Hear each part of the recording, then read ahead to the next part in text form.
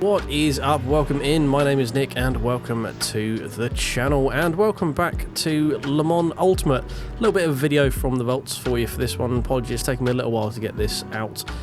We are back at Spa from about just over a week ago in the Mustang Challenge. Interchangeable weather, so starting dry, going wet, finishing dry in this little 20-minute stint here. And yeah, we're going to take a couple of attempts of this because spoilers, the first one didn't go great, but we qualified P10, so not a bad showing. We're just rolling forward so you catch the green light here, hoping to get a good run down in towards turn 1. So as we go green, we do get a good launch off of the pit limiter. We managed to get ourselves into the middle of the track. Going to brake nice and early because you don't always want to be 3 wide coming to turn 1 at Spa. That rarely goes well, but we actually managed to survive it reasonably well here. And we do get a really good sort of traction zone coming out of turn 1 there. As you can see, we power ourselves up to P7 from P10. Actually have the run on the yellow Mustang in front, but don't quite have the space to get that done before we get to the bottom of Eau Rouge and go up through Raidillon. Not the greatest of runs. We are a little bit compromised because of that lift going back in sort of file. Make sure we didn't drive into the back of the yellow Mustang. We keep it to the right hand side. We get a reasonable tap from the Mustang behind. Keep it over to the right as we come through the Lacombe chicane, and he just drives straight around the outside. Not much we can do with that. We're just going to keep our eyes open for any future possibilities. We get a good run out of the Lacombe chicane here. Not quite anywhere to go there on the inside, so we're going to fall back to the outside. Apologies, did kind of cut that guy off there. Didn't really mean to do that. I do apologise. And we're really just going to sort of just keep our eye open for any half chance moves, any gaps that open up. Obviously, there's still lap 1, so we're not too worried about this. There is rain forecast. We've gone with medium slicks, as I think most of the grid has in this one. But yeah, there is that in the back of my mind. So just really sort of paying attention to these two guys in front. The black Mustang gets up in front of the yellow one, so we now have another chance of potentially having a look up the inside here. We get a good run out into the right-hander. We go a little bit deeper for a cutback. Getting stuck on the outside, not really anything we can do there. Try another cutback, not really anything we do here. As we head down towards the double right-hander, we're going to see our first inklings of the drops of rain starting, so the wipers are on. That means the rain is coming, so we do need to be a bit mindful of these slicks. We run a bit wider than I wanted. We keep our foot in it, planted completely, and we are right on the back of this yellow Mustang as we run down through towards Blanchimont. We actually have to lift a little bit. We're getting a bit too close. I didn't really want to take a move at that point. Keep it fully flat as we come through Blanchimont. We put ourselves to the outside. He goes on the inside. And try and get him under braking. The guy, the middle moves over in the braking zone. That's a bit scary.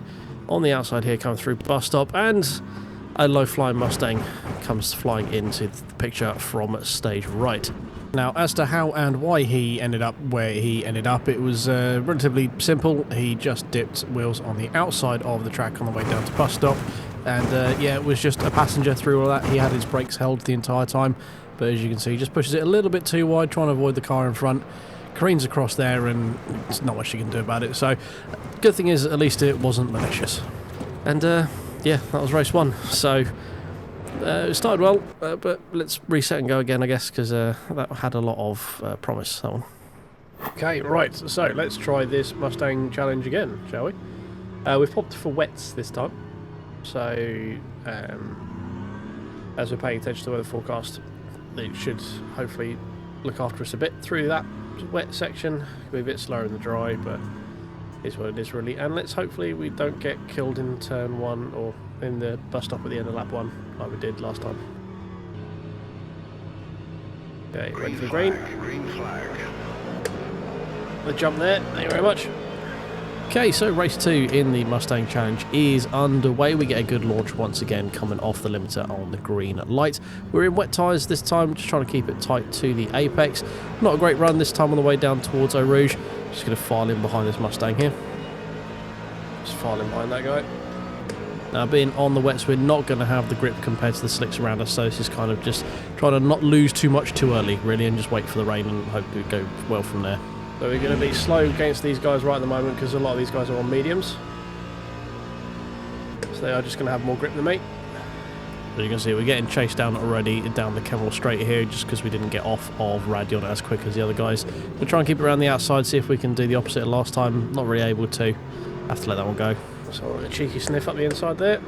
You can see early on here just how much more grip the other cars have got around us that aren't on the wet tyres. The slicks really are the best tyres to be at this point, which is to no surprise to anyone, as it is dry. So yeah, we're just trying to see if we can maybe do something a bit different this time.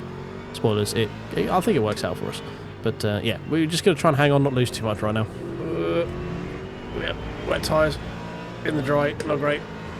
So yeah, this is a little bit of a disheartening part of the race. We're just sort of having to let everyone go because we just don't have the grip at the moment with the wet tyres. You can see, if you pay attention to the little tyre readout bottom right hand corner, just how much work we're putting through these tyres right now. And this is just trying to stop the bleeding as much as we can and holding out for the wet stuff, and maybe the race will come back to us there. So once again, someone's going around the outside, nothing we can really do to stop that, just trying to file in and not lose too much time. Just going backwards right now, this is very disheartening. But here come the wipers. So we get our first element of reprieve here. It looks like the rain is on its way with the wipers at roughly the same point as it was in the last race. But we're going to be very slow down there. Thanks for that guy diving up the inside of Blanchimont. Yeah, ignore me, that one definitely isn't Blanchimont. Qualified P9 down to P13. But here comes the rain. Dude and do. Right, if we can get through here without dying this time, it's going to be better than last time. Looks like we've been alright. Huzzah, there has been no low-flying Mustangs this time, so we actually managed to make it round the first lap after relatively decent racing pace, but especially for the tyres we were on. But yeah, we are just hoping this rain holds out and we can actually make something of it. By the end of the Kemmel Straight, they opened up a little bit of a gap, but we're not too far away this time, thankfully. As you can see, the tyres are still being worked quite a lot at the moment, so really hoping this rain sticks around and we haven't sort of ruined it by going on wet tyres.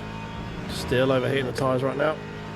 Quick look in the top left-hand corner shows you that we are actually like one of the quicker wet tyre runners right now. We've got a bit of a train behind us. But yeah, we're going to start seeing the inklings of people running a little bit low on grip. So as we drop down the hill towards No Name, you can see we've caught right up onto the back of P10. We did gain a freebie through someone pitting at the end of lap 2. Here at the early part of lap 3, it's going to just snag the brakes, go a little bit deep, leave them open the inside, and we're going to slide through. Thank you very much. Guys starting to fall off the track now with the wet. And this is where we are hoping to be, where people are just going to start expecting more grip than they've got, and it's going to hopefully bring some of these positions that we lost early on back into our grasp. Oh, he's gone. Hold your brakes, sir. Hold your brakes. He has not held his brakes once at all through that. So the two cars coming together there means we get a nice freebie there. Thank you very much. Not in spectacular fashion, nonetheless. Cars ahead here looking to be a bit sheepish on corner exits, so we might get a bit of a run. These guys seem to be on tiptoes right now, these medium tyre users.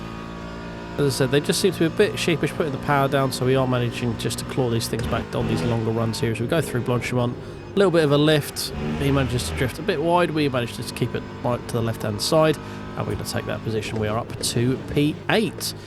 As we break down towards the bus stop, you can see someone got it all kinds of wrong on the inside. We've got people going onto the pit lane as well. That's going to be another twofer, thank you very much.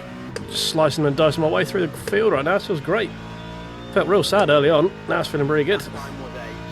Now as we climb through Eau Rouge up through Radion at the beginning of lap 9, you can see the guy ahead in the yellow Mustang not quite able to keep the car under control and keep it within the track limits, so had to lift to avoid a penalty, plus just compromise his line. We're going to get a nice batch of suck coming down the Kemmel Straight here, heading towards La Cumula chicane. We're going to see if we can post this around the outside. We give him a lot of room. We get a little tap for our pleasure. We're going to put that down to lack of grip. I assume that's just him through lack of grip. I'd say that's pretty likely. He did seem to leave enough space. Yeah, it was risky going around the outside. I had a feeling he was going a bit too quick to be able to get it stopped, to be honest. But yeah, there was a world there where he absolutely overcooked it coming into the corners and cleaved us on the outside there. So thankfully it didn't go that badly. We were up to P4. As you can see, we're right on P3's back bottom right now, looking to see if we can maybe get our way around here. We're going to brake early, let him go too deep in the braking zone with his slick tyres. Hook it up, slide around the inside, little tap there, but we managed to get round just around the outside through the left-hander, and now we are up into a podium position, P3. Not bad considering we dropped back to P13 early on. Right, well, we're up to P3 now with that. Now is when the wet starts drying away from me though, so Those people who stuck out on mediums are going to start coming back. We have managed to get all the way up to podium though, so we can't really complain too much about it. So as we approach the halfway point of the race here, beginning of lap 5, we're going to see that the rain has pretty much stopped, no more flapping of the windscreen. So what we've got now is just a little bit of a greasy track where we're in a little bit of a crossover window between slicks and mediums. We lapped about 4 seconds quicker than the lead car last lap. So once this surface water sort of burns off a bit, you'll see that it's going to become a bit more difficult for us to close rank here. We managed to stay relatively close to the guy in front. Took a bit of time out of P1 as well. But yeah, it's just sort of managing the tyres now. I think the track's coming back to the medium tyres now. I think we've gone through the crossover and it's going to start coming back to the slicks now. Last 5-6 minutes or so. Going to be just trying to keep the guys behind us really. Can't really argue too much about that. We've gone all the way to P3, so P1 is still dropping back towards us though, and P4 is falling away still, so maybe not. Maybe the wets are still the tyre.